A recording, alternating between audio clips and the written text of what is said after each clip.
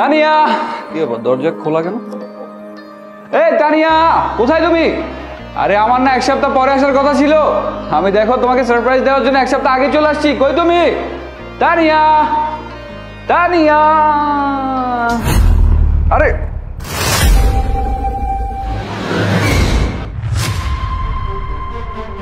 আরে আরে তুমি আমাকে সারপ্রাইজ দিতে এসেছো। আজকে আমি তোমাকে সারপ্রাইজ দিব। রেডি তো? আমি রেডি, তাড়াতাড়ি দেখাও। টানটানা, আই এম প্রেগন্যান্ট। আরে বাবা রে, তুমি প্রেগন্যান্ট? আরে এটা তো আমার বিশ্বাসই হচ্ছে না। আমি তোমাকে সারপ্রাইজ করতে এসেছি, এখন তুমি নিজেই আমাকে সারপ্রাইজ করে দিলে। আমি বাবা হতে চলেছি, আমার না বিশ্বাসই হচ্ছে না।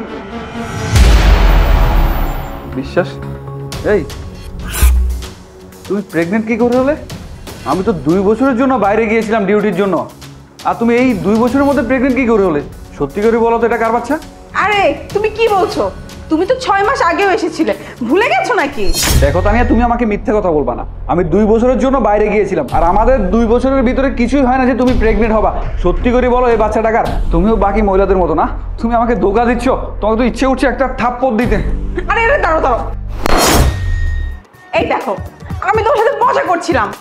তুমি আসবে এটা আমি আগে থেকে জেনে গিয়েছিলাম, তাই তোমার সাথে একটু প্র্যাঙ্ক করছিলাম। তুমি তো জানোই আমার প্র্যাঙ্ক করার অভ্যাস আছে, আর তুমি এসে আমাকে বকাঝকা শুরু করেছো।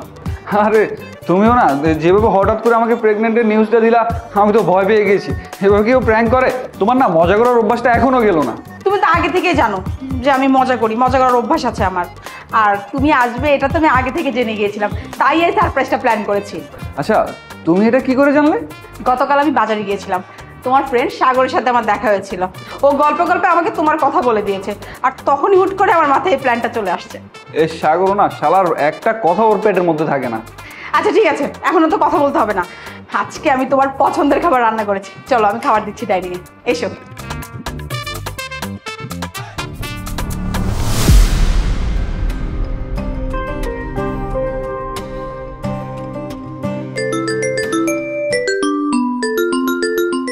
নন নাম্বার। জি hello, welcome home. Police officer Hasan বলছেন? হ্যাঁ, থ্যাংক ইউ সো মাচ। কে বলছেন? আমি আপনার একজন শুভাকাঙ্ক্ষী। আপনি একবার আপনার হোয়াটসঅ্যাপটা চেক করুন। আমি আপনার হোয়াটসঅ্যাপে কিছু চমৎকার চমৎকার জিনিস পাঠিয়েছি, যেগুলো দেখলে আপনি চমকে যাবেন। আপনি তখন জেনে যাবেন যে আপনার ওয়াইফের অন্য মানুষের সাথে চক্কর চলছে। আপনার ওয়াইফ আপনার কাছ থেকে লুকিয়ে কী সব করে বেড়াচ্ছে আপনার কোনো আইডিয়াই নেই। এই কে তুই? কি জাদা বলছিস তুই? আরে কি ব্যাপার, কি হয়েছে? খাওয়ার সময় কেন ফোনে কথা বলছো? দাও ফোন দাও, তুমি খাবার খাও। আর দাও তো।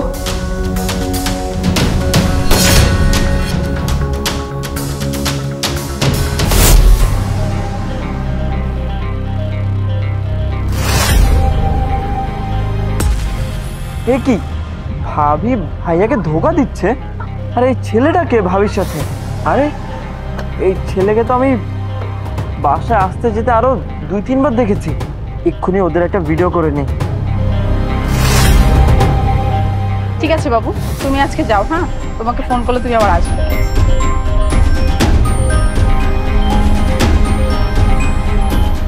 ভাইয়াকে এক্ষুনি সব কিছু জানাতে হবে।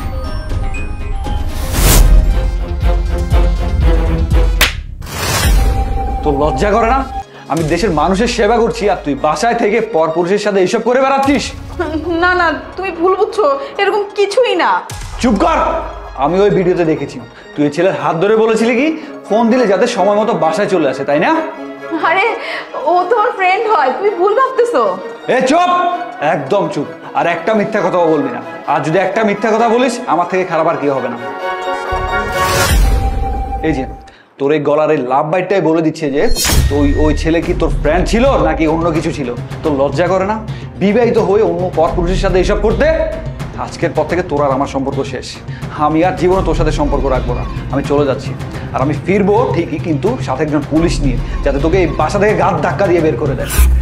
না না, আমার অনেক বড় ভুল হয়ে গেছে, তুমি আমাকে মাফ করে দাও। ভুল মাই ফট।